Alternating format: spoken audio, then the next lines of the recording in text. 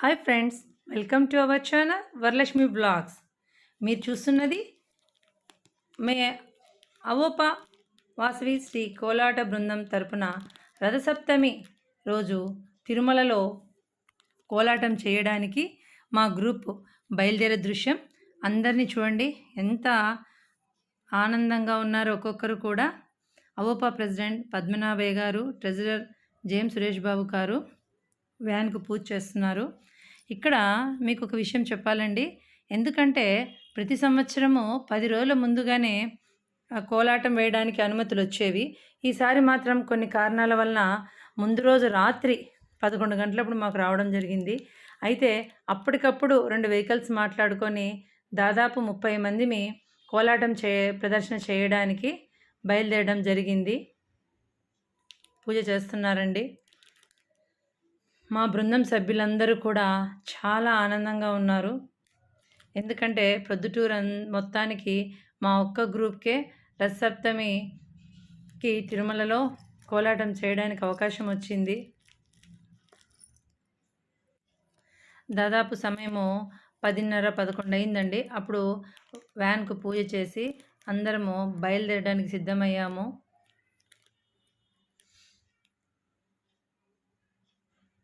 అందరూ ఆ దేవదేవుణ్ణి స్మరిస్తూ ఉన్నారు. ఇంతటి చక్కటి అవకాశం మాకు ఇచ్చినందుకు ఆ దేవునికి జేజేలు పలుకుతూ ఉన్నారు.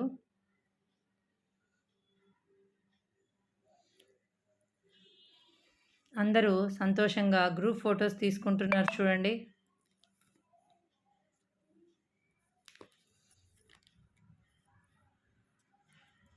ఏదైనా ఆ దేవదేవుని దయ ఉండాలంటారు. ఆ దేవుని దయ మాపై ఉండబట్టి అప్పటికప్పుడు వచ్చినా కూడా వెళ్ళడానికి సిద్ధమయ్యాము. లేక్షణ వీరందరినీ తన సెల్ ఫోటోల్లో బంధిస్తూ ఉంది. చూడండి, ఒక్కొక్కరు ఎంత ఆనందంగా ఉన్నారో.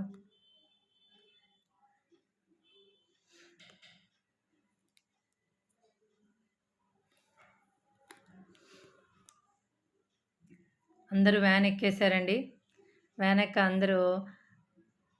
ఎక్కిన తర్వాత అందరూ కూడా హాయ్ చెప్తున్నారు. అందరిని అలా ఒక్కసారి పలకరించాను అందరినీ కూడా. చూడండి వాళ్ళ ముఖాల్లో ఎంత ఆనందం ఉందో. మా భరత్ సినిమా పెట్టడానికి సిద్ధమవుతూ ఉన్నాడు. ఇంకొక వ్యాన్లో మహిళలందరూ కలిసి అంత్యాక్షరి పెట్టుకున్నారు. చాలా సరదాగా సాగింది ప్రయాణం.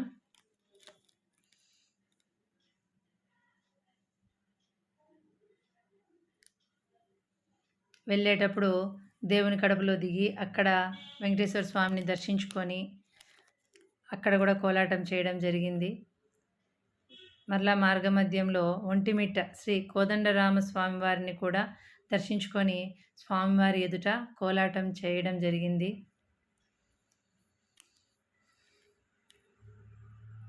ఎంత ఆనందంగా ఉన్నారో చూడండి అందరూ కూడా.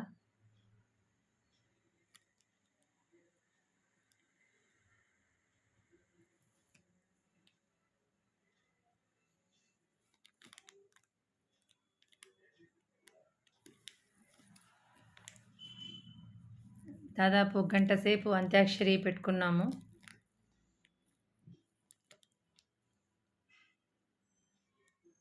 అందరూ పాటలు పాడుతూ ఉన్నారు.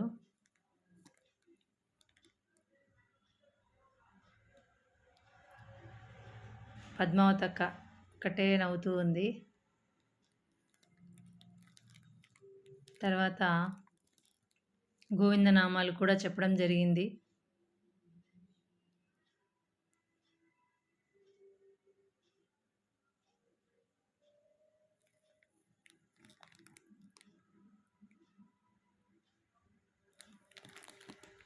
అసలు నిజంగా ఏ జన్మలో చేసుకున్న అదృష్టమో మా అవోపా శ్రీ వాసవి కోలాట బృందానికి ఈ రథసప్తమి రోజు హనుమంత వాహనం ఎదుట కోలాటం చేసే అవకాశం వచ్చింది.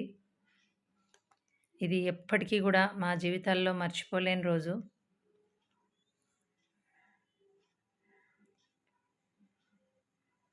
ఇంకా గోవిందనామాలు చెప్తూనే ఉన్నారు. తిరుమల చేరిన తర్వాత ఆ దేవదేవుని ఎదుట మా కోలాట బృందం వారి యొక్క ప్రదర్శన చూడండి.